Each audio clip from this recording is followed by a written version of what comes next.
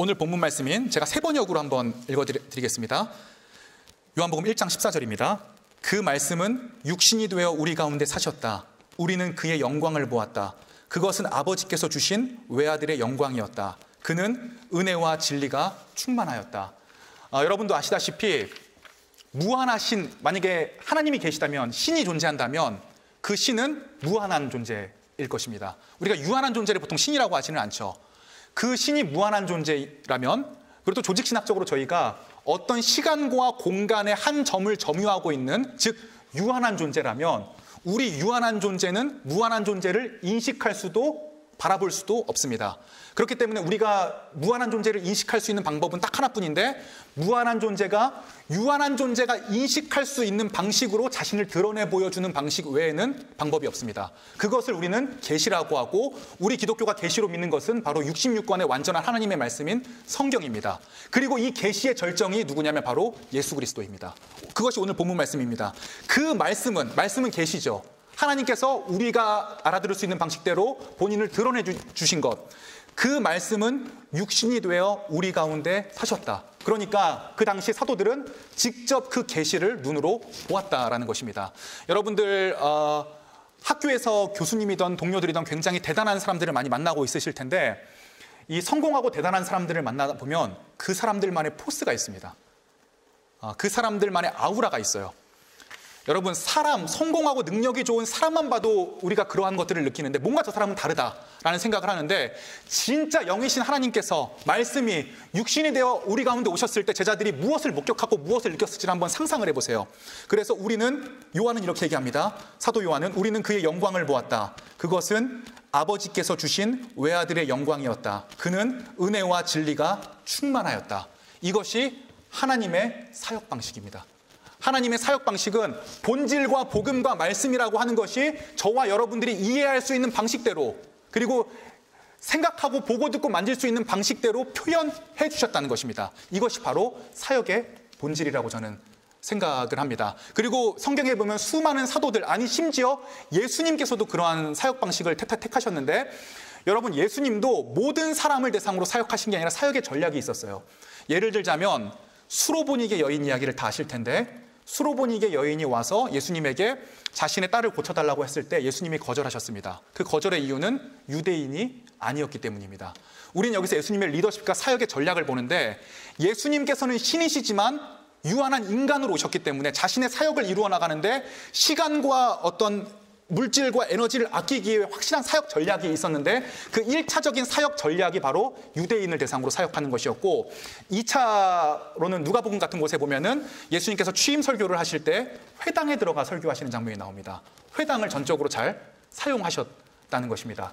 그 유대인들이 이해할 수 있는 방식대로 가르치고 병을 고치고 또 복음을 선포하시고 이 예루살렘까지의 여행을 하셨다는 것이 이 사역의 방식이고, 두 번째로 우리가 바울의 사역을 봐도 알 수 있는데, 바울의 2차 전도 여행 중에 네 번째 도시, 사역을 한 네 번째 도시가 아테네인데, 이 아테네의 사도행전 17장에 보면 아테네의 아레오바고 광장에 들어갔을 때 바울이 수없이 많은 제사상을 보게 됩니다. 이 그리스라고 하는 곳은 다신교 국가였기 때문에.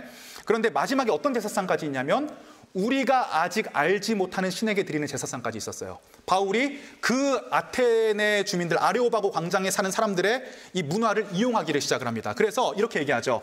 너희가 아직 알지 못하고 제사 드리는 이 신에 대해서 내가 알려줄게. 그런데 이 신은 너희의 제사상을 먹고 살아가는 그런 신이 아니라 오히려 우리가 누리고 즐기고 즐거워하는 모든 것들이 그분에게로부터 온다. 그리고 그분이 육신이 되어 인간이 되어 우리 가운데 거하시고 우리를 위하여 죽었다. 이러한 방식을 택하는데, 더 우리가 봐야 될 것은 그 다음 도시인, 다섯 번째 도시인 고린도에서의 사역 방식입니다. 고린도전서 2장을 제가 한번 세 번역으로 읽어드리면, 나는 여러분 가운데서 예수 그리스도 곧 십자가에 달리신 그분밖에는 아무것도 알지 않기로 작정하였습니다. 내가 여러분과 함께 있을 때에 나는 약하였으며 두려워하였으며 무척 떨었습니다.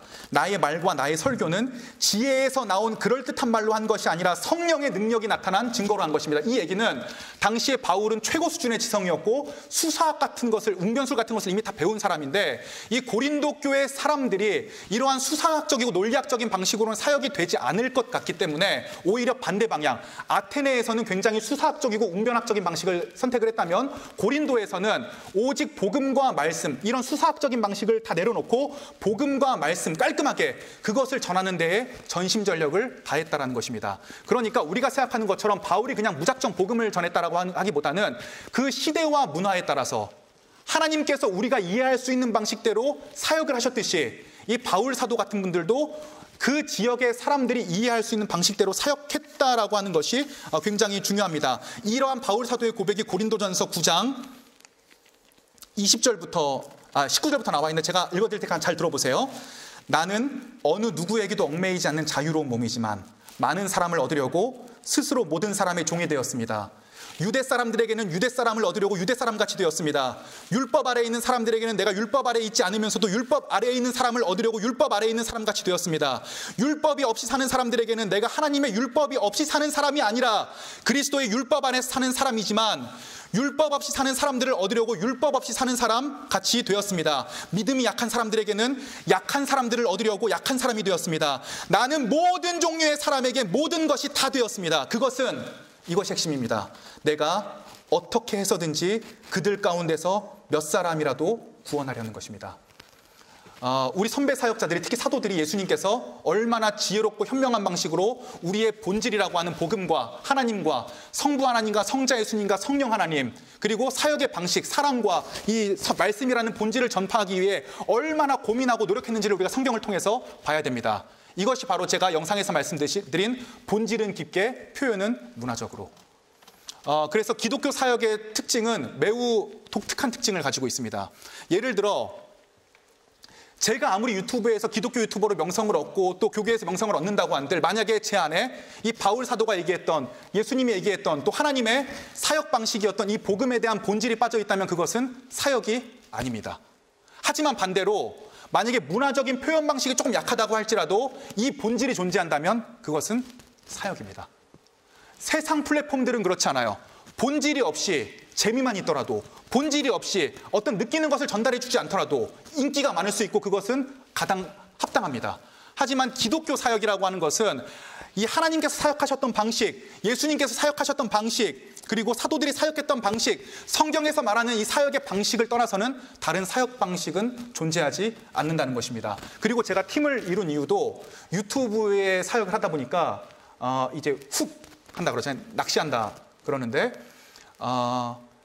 항상 그 경계에 서 있습니다. 굉장히 제가 긴장할 정도로 이 복음을 제대로 표현했느냐, 예수 그리스도를 제대로 표현했느냐, 형제에 대한 사랑을 제대로 표현했느냐, 결국은 말씀이고 육신이신 성령님이신 예수님을 제대로 표현했느냐, 그리고 표현하면서도 충분히 이 시대의 20대들과 30대들이 이해할 수 있는 방식대로 그것을 문화적인 방식으로 가져갔느냐, 바로 이것이 유튜브 사역의 본질이라고 저는 생각을 합니다.